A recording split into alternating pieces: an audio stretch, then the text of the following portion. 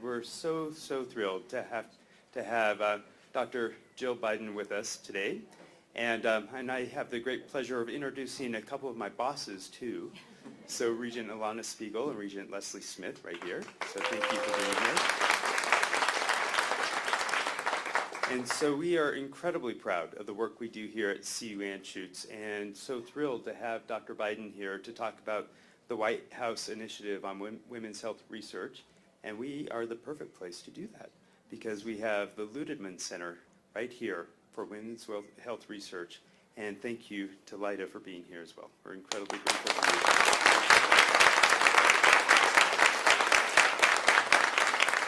So we don't have much time, so I'm not going to say anything else except to thank you all for coming. And next up is going to be Dr. Biden, along with Lieutenant Governor Primavera and Mayor Mike Hoffman. So with that, I'm going to take my seat. So thank you all once again.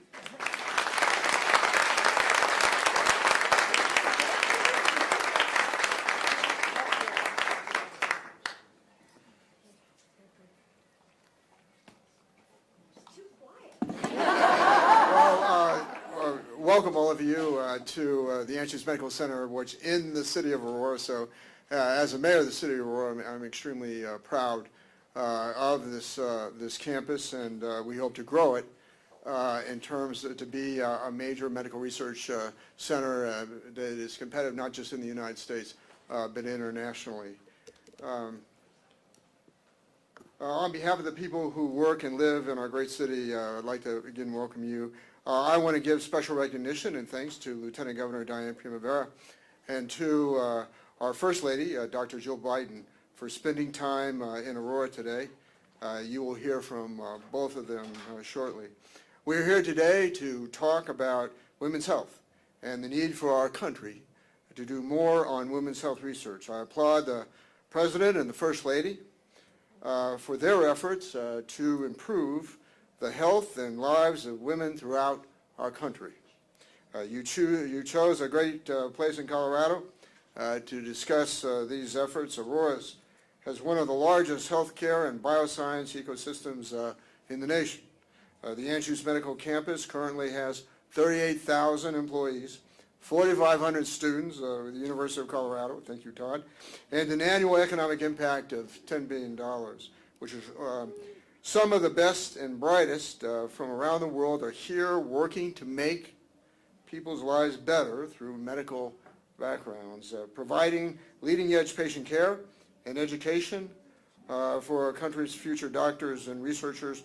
It is already an amazing campus that, for example, provides a research physician the opportunity to see patients in one of the three major regional hospitals, teach a class at our medical school, and work on a research project and one of the labs on the Fitzsimmons Innovation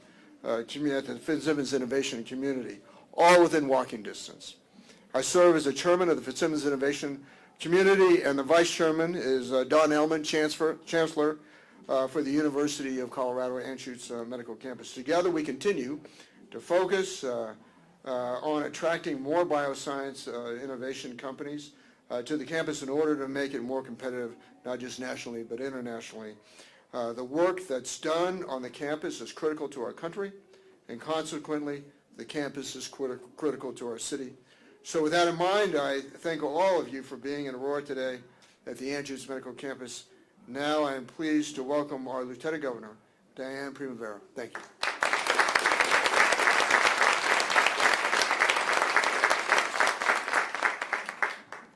Well, good afternoon, everybody. First, I would like to welcome Dr. Biden to our snowy Colorado. We're honored to have you here with us today. We have proudly welcomed you to Colorado on visits, highlighting our nation-leading work to fill in-demand jobs and build the workforce for the future. And we're proud to welcome you here today to highlight another key focus, the importance of investing in women's health research. It's a pleasure to join you today to highlight women's health.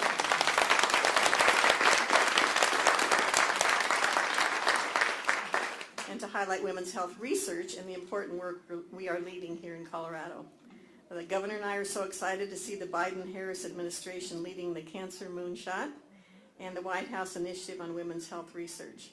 We know that equitable research exploring the impact of aging and disease specific to women is long overdue, and we're so glad to see strong leadership working to change that here at CU Anschutz and also in Washington.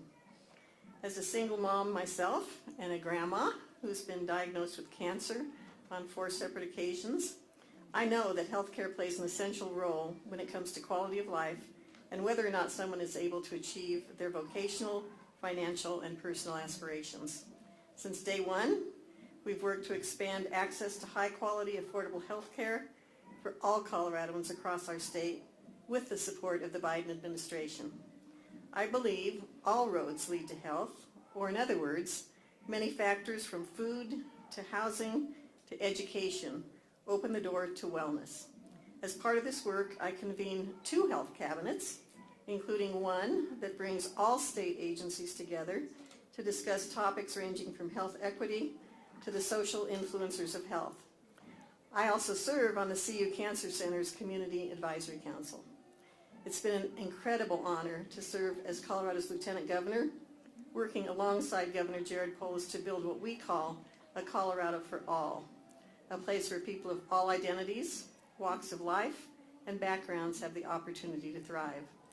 We've made great strides building on the Affordable Care Act championed by President Obama and then Vice President Biden when it comes to saving people money on health care by increasing hospital transparency, launching the Colorado Option and the reinsurance program, creating the Prescription Drug Affordability Board, and lowering the cost of insulin and EpiPens.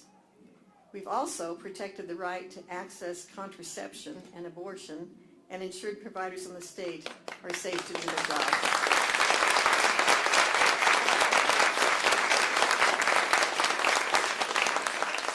So I'm hopeful that the White House's initiative will advance health and wellness in a state for populations traditionally left out of the conversation. And with that, it's an honor to introduce our next speaker who's visiting Colorado as part of her White House initiative on women's health research. It's my pleasure to welcome First Lady Dr. Jill Biden.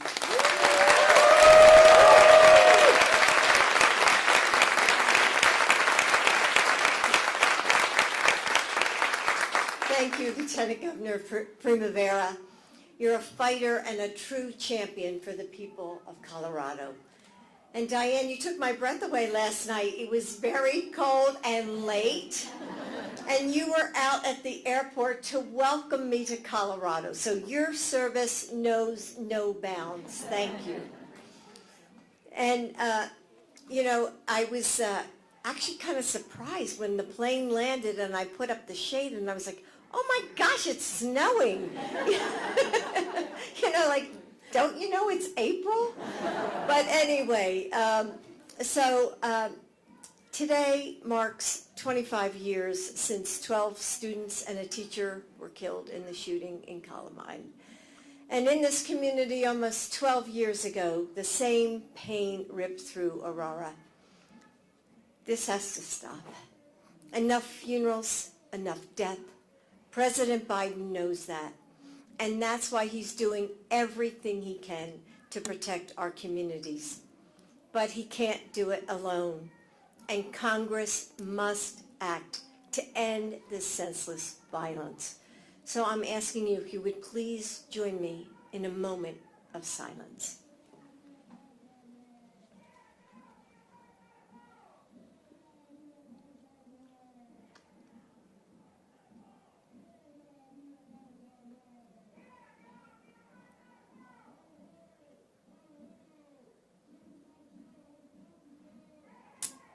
Thank you.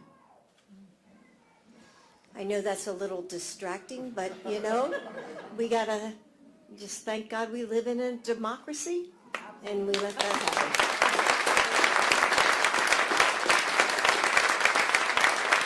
happen. And Mayor Kaufman, thank you for helping us make women's health research a priority for the women of Aurora.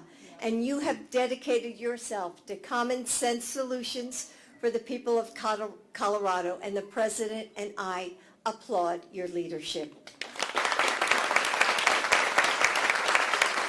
President Solomon, the University of Colorado is making a tremendous difference, and we are at an incredible inflection point ready to make significant advances in this woman-focused research, and your leadership will help lead the way. So thank you for all joining us today. Thank you all for giving me part of your weekend. I appreciate it. So if you ask any woman in America about her health care, she probably has a story to tell you. You all know her. You may even be her. She's the woman who gets debilitating migraines but doesn't know why and can't find treatment options that work for her. She's the woman going through menopause who visits her doctor and leaves with more questions than answers, even though half the country will go through menopause at some point in their lives. She's the woman whose heart attack isn't recognized because her symptoms don't look like a man's, even as heart disease is the leading cause of death among women. And this is why we're here today. Too many of our medications, our treatments, and medical school textbooks are based on men and their bodies. And that's because women's health research has always been underfunded and understudied. Even though we've made great strides in the last 20 years, women are still seeking health care in a medical world largely designed for men. In November, my husband, President Biden, changed that. He launched the White House Initiative on Women's Health Research to fundamentally transform how our country approaches and funds women's health research. So Joe Culver,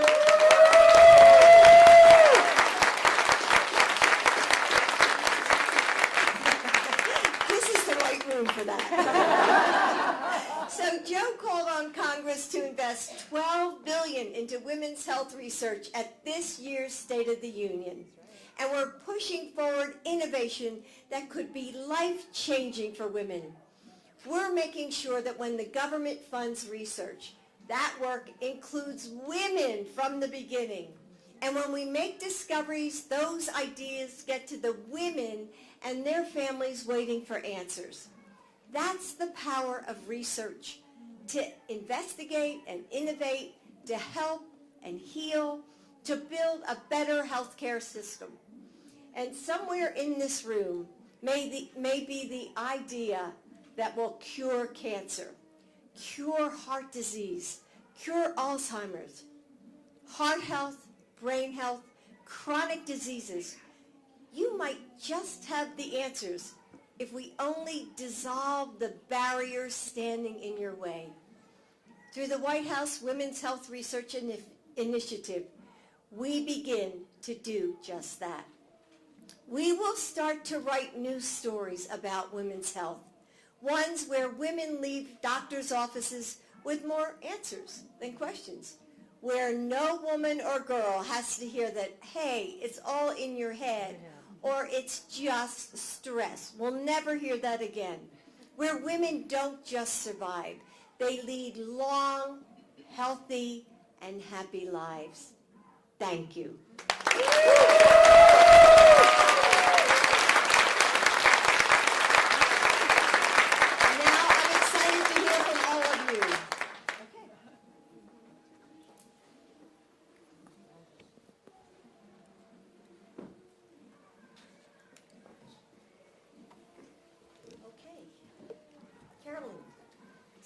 I'm up.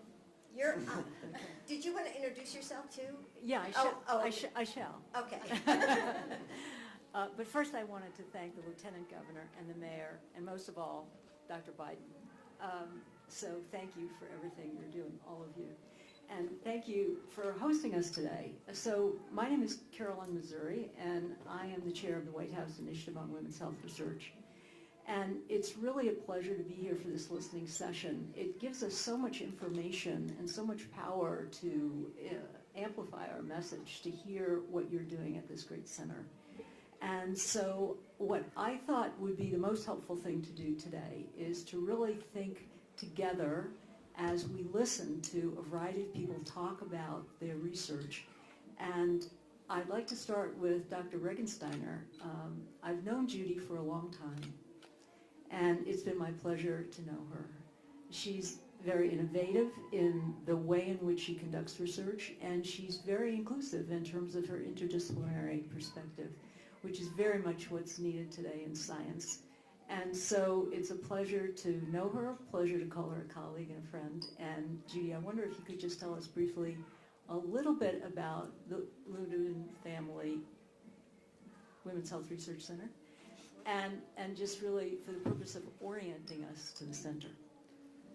So I'm Judy Regensteiner. I am Distinguished Professor of Medicine, the Judith and Joseph Wagner Chair of Women's Health Research, and the Ludeman Center, the Director of the Ludeman Family Center for Women's Health Research. So there's a women's health theme in there. I am really proud to be a scientist, a mentor, and a center director at the University of Colorado Anschutz Medical Campus, a place that has encouraged me and supported me as I pursue my dreams and passion to study women's health. I want to thank very briefly so many people who have worked to make this event so unbelievable, including the teams from the University of Colorado, the White House, and the Ludeman Center who worked tirelessly to make this happen. I want to thank Colleen Church, Elizabeth Hepworth, Bree Aguila, and Devin Lynn in particular. Thanks so much to Lida Ludeman and her family, as well as the Anschutz Foundation. Warm thanks to our advisory board, well represented here today, and all of our philanthropic partners. They all had the vision to recognize that women's health is a necessity, not a luxury. It's a necessity for a healthy society, and I really appreciate it. Women's health research is still and remains very understudied. And I tell people that sometimes I think they're thinking she's exaggerating. I'm not exaggerating. That's why we're here today. And Dr. Biden and the President have recognized this is what we have to do. The profound gaps in knowledge led to our founding of the Ludeman Center 20 years ago this year, and we've made great progress, but there is still so much to do. The Ludeman Center has the three-part mission of conducting leading-edge research in women's health and sex differences across the lifespan. So we have many pediatricians in our group as well as adult physicians. And the second part of our mission is to mentor and train, those physicians and PhDs, and then to share the knowledge with the public. And people told me when we founded the center, said, the public will never be interested in learning about research. I said, that can't be true. And I was right, fortunately, and the many people on our board and in our public get to hear from us about what we're finding in lay terms. And we have a goal to reach out to the broad, diverse public in Colorado to make sure, and the nation, to make sure everybody gets the information they need so that they get evidence-based care, which is key. We also have, in addition, we're focusing on our cardiovascular disease and diabetes areas of focus today, because we focus on cardiovascular disease, the biggest killer of women, diabetes also a major killer of women, and through cardiovascular disease, and mental health. But we're not talking about our mental health as much today, but we have Doctors Epperson and Bale in the audience who are experts in mental health. And mental health, people may not realize that, but depression alone, much more prevalent in women than in men, is the biggest cause of disease burden of all diseases. So there is so much work for us to do in that area also. And a lot of our talented young researchers are here as well, which is always a joy to see them. Yes. It's one of the, That's a good one. Yeah.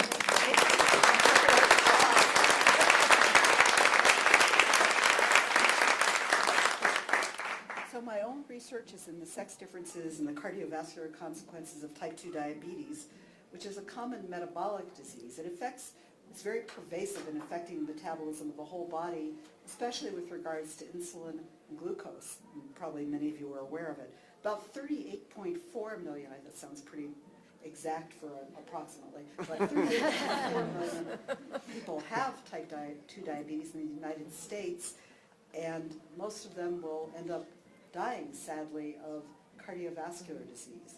And I'm not going to talk, about half of those people are women. And so it's a very prevalent disease, but for some reason, women have worse consequences. And I'm not going to go into my research today. I'm going to turn things over to my colleague, Dr. Rush, but we work together as a team on our R01-funded research, and it's very exciting. And all I can say is I'm my heart is just so overwhelmed with joy to see this focus on women's health. And I thank you again, Dr. Biden. Thank you, Judy. Thanks so much. Very nice to hear those remarks and hear you outline the center. As you're saying, diabetes is a focus of this center, and so it seems very apropos then to turn to Dr. Rush, who's an expert in this area and really has dedicated her career to this work.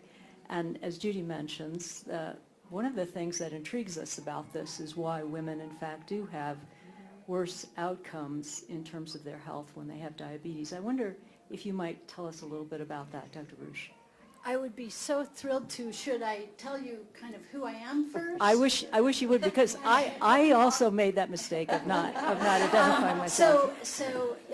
My name is Jane Rush, and I am a professor of medicine, bioengineering, and integrative physiology, and have the great honor to be an associate director at the center. My clinical role is as a diabetologist, so an endocrinologist focused on diabetes, where I take care of veterans with diabetes, men and women. And it's an honor to work, as my children tease me, as an employee of the federal government, as well as state government, taking hopefully outstanding care of veterans. One of my goals over the course of my career is to know everything that is knowable about diabetes. And along that line, we came across the fact that women, one diagnosed with diabetes, will have a higher burden of cardiovascular disease, a higher burden of depression, a higher burden of diabetes distress. And when they succumb to a heart attack, they will actually have worse outcomes and a much lower likelihood of even leaving the hospital.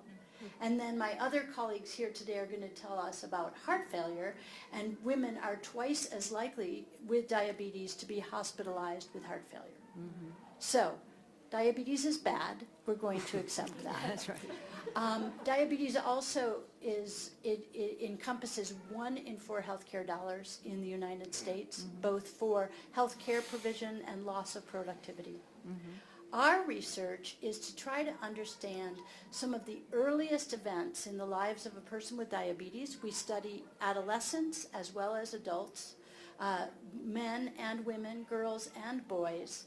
And we have discovered in one of our first ventures together that people with diabetes, and specifically women with diabetes, have about a 20 to 25% decrease in their maximal exercise capacity. Oh. What the heck is that, and how many people are exercising to maximal exercise capacity? Not that many in day-to-day life, but it turns out that your maximal exercise capacity is a more potent predictor of how long you will live, regardless of what disease you have. And so the idea that women and men have lower exercise capacity, and this is more greatly affected in women with diabetes than men with diabetes, portends a poor outcome. Mm-hmm.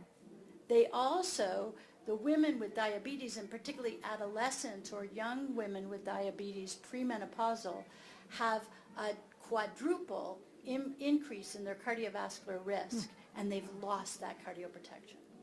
Wow.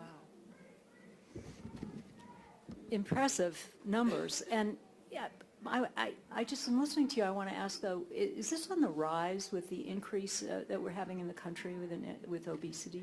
Yes, it is very much on the rise. And while diabetes in adults affects women and men equally, with the exception of China, women, in the rest of the world, epidemiology would show that twice as many young girls and young women are affected by diabetes than men. Wow. So it's a global problem as well as a problem that exists in our country. Thank you very much, Dr. Rush. Appreciate it. Thank you. Yeah.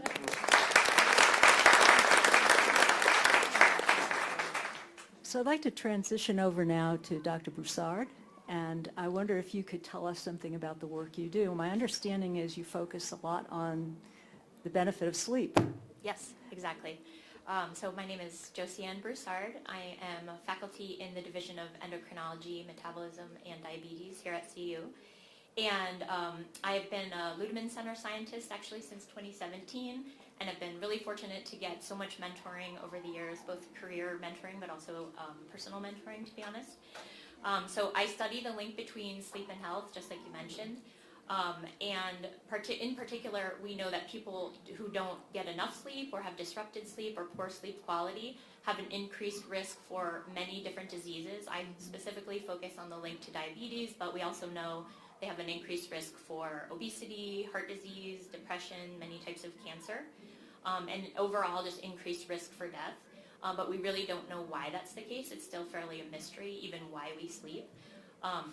But we also know that women experience much higher prevalence of insomnia specifically, which also spikes, as you can imagine, around life transitions like pregnancy, after childbirth, and during menopause. And just like you mentioned, Dr. Biden, people saying, oh, it's just stress, or go to sleep earlier, or sleep when the baby sleeps. Like, these are not always things that are possible to do. So that's really what we focus on in my lab. Thank you. That's very exciting. I actually started out, before I got my advanced degree, at the NIMH in the intramural program, and I worked in the sleep laboratory there. And people really didn't understand the architecture of sleep, and they didn't really understand a lot of the benefits of sleep. They were trying to at that juncture. Would you say that there's been a lot of progress in that area? Oh, that's like the biggest question in sleep research, to be honest, is why we sleep. So we know that it's restorative, but we still actually remains a mystery, like what each stage of sleep actually does. But what you mentioned about mental health, we also know that sleep problems are actually the #1 cause of relapse for opioid use disorders. So even though sleep is highly regulated, we have these really distinct stages, but what each stage is actually doing is still quite a biological mystery. And it's also my understanding, is this correct, that women are more likely to have insomnia and sleep disturbance than men? Absolutely, yes, definitely higher rates of insomnia, higher levels of disrupted sleep, along with an idea that women likely have a higher sleep need. So there's definitely a mismatch likely in the quality and quantity of sleep that women are getting, for sure. It's such an important area because it directly relates to our health. Exactly, it touches every disease possible that you could list, really. Great. Thank you so much for that. Appreciate that. Next, Dr. Pena. We're hoping to hear from you. You have a little bit of a different background. You're a chemical engineer by training. Can you tell us how you got involved in medicine? Right. Yes, I'm a chemical engineer, and I also been training in bioengineering and cardiology as well. I basically got into women's health because of some family problems. We get affected by cardiovascular disease quite often. Several of my relatives have passed away due to this condition. And something that catch my attention is that women and men are completely different. We have completely different outcomes. And so that's the reason why I want to focus my career in study sex differences in heart failure. As I mentioned, I'm an engineer. I'm specializing in women's health. My research is focused on heart failure and sex differences in heart failure, which is a condition in which the heart is not able to pump blood efficiently to the rest of the body. Now, there are one type of heart failure that affects more women than men, and unfortunately, the treatments for this type of heart failure are not working very well. And so, as an engineer, I'm focused to engineer cardiovascular therapeutics, specifically designed for women's cardiac health. Also, I want to mention that I'm an educator and a mentor, and I think it's really important to train the next generation of students to be able to think about how to incorporate in their research women's health, because it's really, really important. So yes. Thank you. Just one follow-up on that. When you talk about your work, are you talking about devices in particular? Yes. Well, we have several approaches. Just to mention one of them, we have one engineer strategy to deliver drugs more efficiently to the heart. And something very interesting that we found is that when working with the female heart, we need to consider or to change the parameters that we use to make it effectively in the women's heart. And if you think about it, I think this is very interesting because most of the therapeutics for heart failure have been developed only in studies that include men. So they are basically used for men, not for women. And we need to do better. Yes, yes. We will do better. Yeah, we will. Thank you. Thank you so much. And now I know we've got a nice segue to cardiology with Dr. Kiao. And I wonder if you could tell us a little bit more about, because you're interested in heart failure as well. Tell us about yourself. Introduce yourself first. Sure. And tell us about the work that you do. Great. Thank you, and thank everyone for being here today. This is a really great opportunity. I'm a cardiologist here at CU. I'm also the director of our Center for Personalized Medicine and our Health Systems Care Innovation Center, which partners with young companies. My research with the Ludeman Center has comprised about half of my research career, so I started about 30 years ago, if you can believe that, and I've been with the Ludeman Center for about 14 of those. I study heart failure as it affects women, and some of it are things that only affect women, for example, diseases of pregnancy, heart diseases of pregnancy. Some of it are heart conditions that preferentially affect women or differentially affect women compared to men. I do think about the fact that the therapies we have, we don't really know how they work, or we know that they don't work as well in women as in men. But there are also issues like inequity of access. So let's say we have a therapy like a heart pump. A woman is less likely to be offered that than a man, and even when offered is less likely to accept it. So, why is that? It's a life-saving therapy, and it's a very complicated situation. So those are the kind of things I think about. I'm a data scientist and work with large sets of data, mostly clinical machine learning and artificial intelligence methods. But really the goal is not so much to make algorithms to decide things, but to understand better how to treat women effectively in a way that they reach their goals with the condition that they have, in this case heart failure. I think that one of the real challenges is that everybody at this table is generating a lot of knowledge about how women's health differs than men's health, especially with respect to the heart. But the community doesn't always know that. Providers don't know that, or it takes a long time for them to learn that. So an equally important part of my work is to say, well, how do you engage doctors, engage patients so they know this is actually different and you should think about it, rather than waiting for a generation of new doctors before that gets into the community. That's really fascinating because you bridge then the clinical with the newest kinds of technologies like AI. AI has some controversy attached to it, as I'm sure you're very well aware. I just would ask you, because my sense is that with all of these data that we have, there's no way to really mine it successfully unless we have these mechanisms to go in and dig down and really understand so that we can become more precise, I think is what you're telling us about what we see in front of us and how to treat us. But I wonder if you could just say something about AI and machine learning and what that is. Yeah, so AI and machine learning, as it's thought in healthcare, is the use of lots of information that a person couldn't normally integrate in their head to create predictions or judgments or suggestions about what to do. And I think there's a lot of concern because we don't know what's going on a lot of the time under the hood with those things, and it's our health, and that's terrifying, even for me. So how do you reconcile that? And the philosophy I have and we have here generally is that those tools are really intended to create the best information upon which people make decisions, so that you can have the best prediction, should I have this surgery, or what will happen, and then talk to somebody about whether they want to do that or not.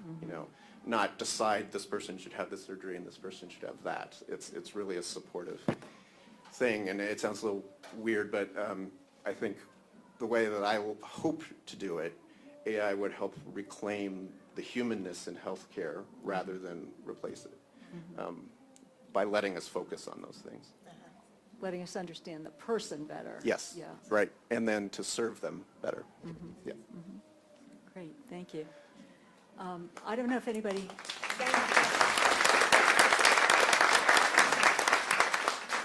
if Dr. Biden, if you have a question or if anybody would have a question, but it seems like, first of all, every time we come to one of these sessions, we learn so much more. I know. And as you said earlier, we could spend a day here and we still wouldn't learn A everything. year. But fortunately, we do get these important nuggets that we can take with us. And there's no, that's not a pun on gold in Colorado. But there are these important pieces of information that we take with us and we really value. It's our goal to learn as much as we can and not to make decisions about change in a vacuum, but to really be well informed. And I can tell you personally, as a clinician, as a researcher, that I've been extraordinarily impressed with the dedication to this initiative and the caring about this initiative that the President and Dr. Biden bring to it, and I thank you for that.